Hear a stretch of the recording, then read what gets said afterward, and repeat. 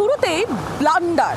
হুমায়ুন কবির তিনি ঘটা করে কাল নিজের দল ঘোষণার পর বালিগঞ্জের প্রার্থী হিসেবে নিশা চট্টোপাধ্যায়ের নাম ঘোষণা করেছিলেন।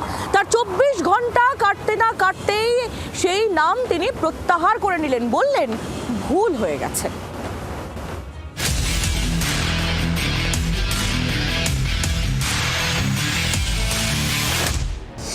হুমায়ুনের জীবনে কি অমানিশা? নিশাইকে ঘুম ছুটল হুমায়ুনের? শুরুতেই বিগ ব্লান্ডার করে ফেললেন।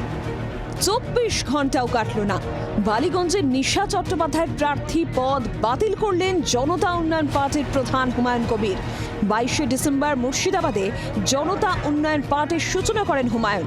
সেই মঞ্চ থেকেই বালিগঞ্জের প্রার্থী হিসেবে নিশা চট্টোপাধ্যায়ের নাম ঘোষণা করেন হুমায়ুন। আপনারা আমার সাথে আছে কি নেই? আপনারা সবসময় আমার সাথে থাকবেন, আমি যাতে ভালো কাজ করতে পারি আর দাদার নেতৃত্বে যাতে আমি চলতে পারি। কি এমন ঘটল? বালিগঞ্জের প্রার্থী পদ থেকেই নিশাকে খারিজ করলেন হুমায়ুন। বালিগঞ্জের প্রার্থী হিসেবে নিশা চট্টোপাধ্যায়ের নাম ঘোষণা হতেই সমাজ মাধ্যমে তোলপাড় শুরু হয়। রিপোস্ট হতে থাকে নিশা চট্টোপাধ্যায়ের একাধিক ভাইরাল ভিডিও এবং ছবি।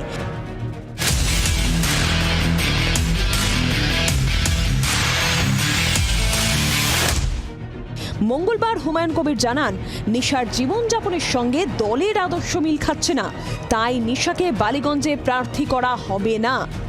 ফেসবুকে তেনার কিছু ছবি ভাইরাল হয়েছে, তাতে আমার মনে হয়েছে যে আমার শুরুটা এই ধরনের কোনো ব্যক্তিকে বিধানসভার মতো পবিত্র জায়গায় পাঠানোর জন্য বা আইন প্রণয়নকারী সদস্য হিসাবে পাঠানোর জন্য মানুষ আমাকে ভুল বুঝতে পারে। আমাকে যে সবাই লিখছে আমি ব্রা প্যান্টি পরে ফটো দিচ্ছি, ভিডিও দিচ্ছি, তো আপনি আমাকে একটা জিনিস উঠিয়ে দেখান যে আমার কোথায় ব্রা প্যান্টি ফটো আছে। এরকম তো অনেক মানুষের আছে, তা বলে কি মানুষ বাঁচতে পারে না? জনতা উন্নয়ন পার্টি তার প্রার্থী পদের ক্ষেত্রে বালিগঞ্জের নিশা চ্যাটার্জিকে খারিজ করলো। নিশা চ্যাটার্জির প্রার্থী পদের রেকমেন্ডেশন যিনি করেছিলেন তিনি তৃণমূল কংগ্রেসের একজন নেতা। এ কেমন দল হুমায়ুন কবিরের প্রশ্ন তুলছে রাজনৈতিক মহল। বহরমপুরে একজন সানিয়াত চৌধুরী, সে আমার পূর্ব পরিচিত, ওর বাবা আমার বন্ধু। তো সানিয়াত চৌধুরীর সঙ্গে রিলেটেড রেখে নিয়ে গিয়েছিল।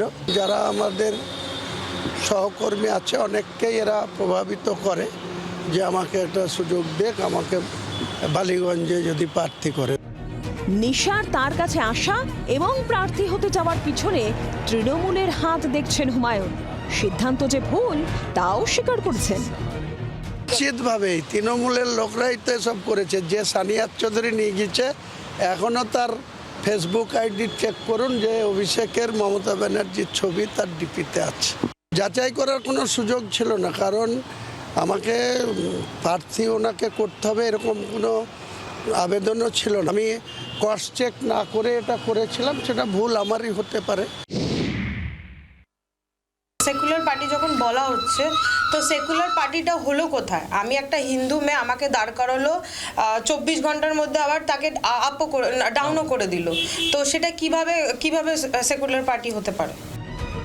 এক সপ্তাহের মধ্যে বালিগঞ্জে প্রার্থীর নাম ঘোষণা করা হবে বলে জানিয়েছেন হুমায়ুন কবির।